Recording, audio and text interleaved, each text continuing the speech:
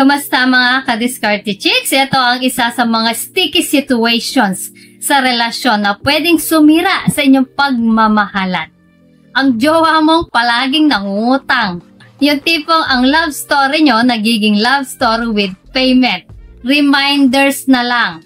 Ang tanong, diskarte chicks, paano mo ba i-handle ito nang hindi mo siya nasasaktan o pinagdududahan? Pero napaninindigan mo ang pagprotekta sa iyong sariling financial resources.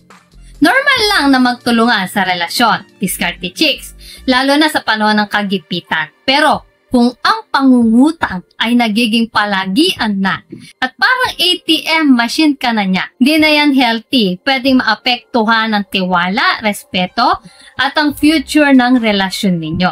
Hindi natin hahayaang maubos ang pinaghirapan mo. Kaya sa video na to, bibigay ko sa iyo ang mga diskarte kung paano mo dapat i-handle ang sitwasyon na palaging nangungutang ang jowa mo. Tutulungan kita maging tapat, magtakda ng financial boundaries at maging partner sa financial responsibility. Excited ka na? Pero bago tayo magpatuloy, i-comment mo muna kung taga saan ka para malaman ko naman kung hanggang saan ang abot ng ating diskarteng usapan. At syempre, huwag mo kalimutang i-like ang video na to, mag-subscribe at i-hit ang notification bell para updated ka sa mga love tips natin tuwing may bagong upload. So, ready ka na? Tara, simulan na natin. Number 1, magkaroon ng open at tapat na usapang financial.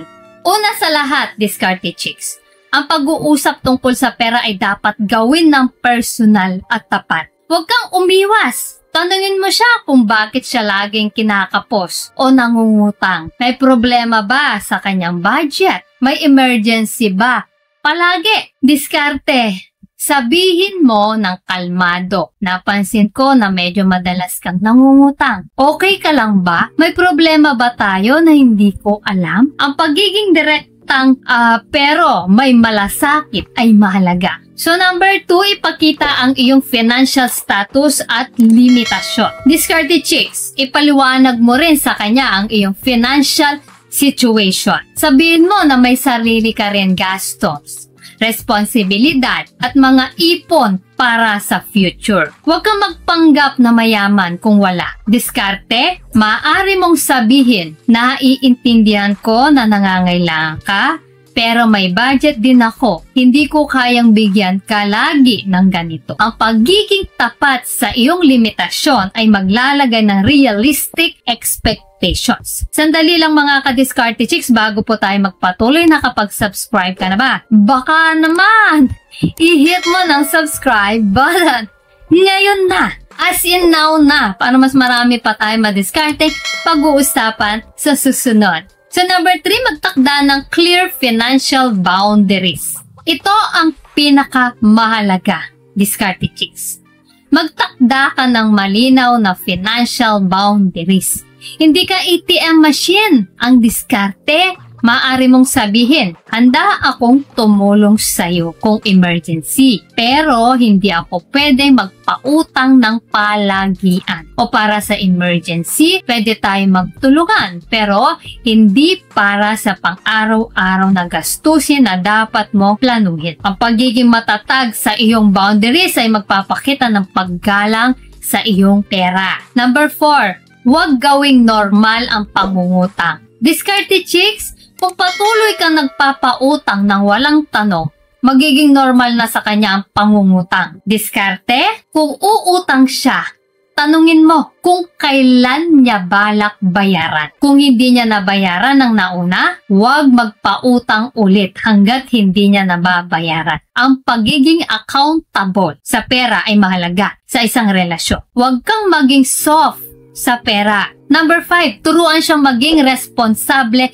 sa pera. Sa halip na magbigay lang ng pera, diskarte chicks, turuan mo siyang maging responsable sa kanyang finances. Diskarte, maaari mong sabihin na mag-budget siya, mag-ipon, o maghanap ng extra income. Pwede rin kayo magtulungan sa paggawa ng budget plan. Ang pagtuturo sa kanya na mangisda ay mas makakatulong kaysa sa pagbibigay lang ng isda. Ito ay nagpapakita ng malasakit sa kanyang kinabukasan. Number 6, iwasan ang pagiging rescuer palagi. Discarded chicks, kung palagi mo siyang nililigtas sa kanyang financial woes, hindi siya matututo. Iwasan ang pagiging rescuer palagi. Diskarte, hayaan mo siyang harapin ang consequences ng kanyang financial decisions para matuto siya.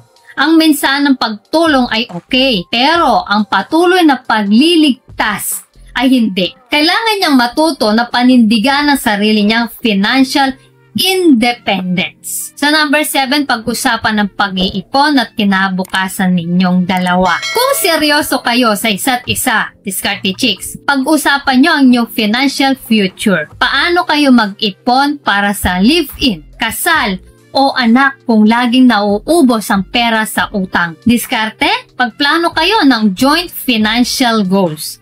Ito ay magpapakita ng kahalagahan ng pag-iipon at magbibigay ng sense of responsibility sa kanya. Ang financial alignment ay mahalaga para sa stable na relasyon. So number 8, protektahan ang iyong credit at savings. Discarded chicks, protektahan mo ang iyong sariling credit score at savings. Huwag kang mangutang sa bangko o sa ibang tao para lang pautangin siya. Diskarte, maging matatag. Ang iyong financial stability ay mahalaga para sa iyo at sa inyong posibleng future together. Hindi mo kailangan isakripisyo ang iyong sarili para sa kanyang kawalang responsibilidad. Ang self-preservation ay susi. So, ayan ka-discarte chicks, ang mga diskarte kung paano mo dapat i-handle ang jowa mong palaging nangungutang. Tandaan, ang pera ay isa sa mga common causes ng away sa relasyon.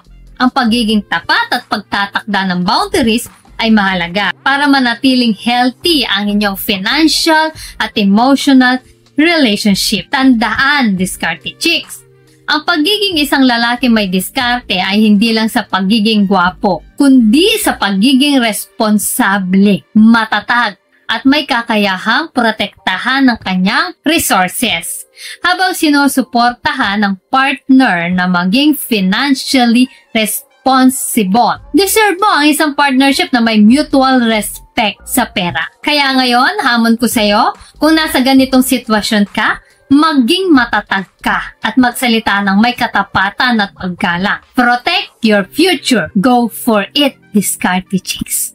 Kung nagustuhan mo ang video na to at nakatulong sa'yo para maging mas diskarte sa buhay, malaking tulong po sa akin na kung mag-like ka. At kung hindi ka pa nakasubscribe sa Discarte Chicks, ano pang hinihintay mo?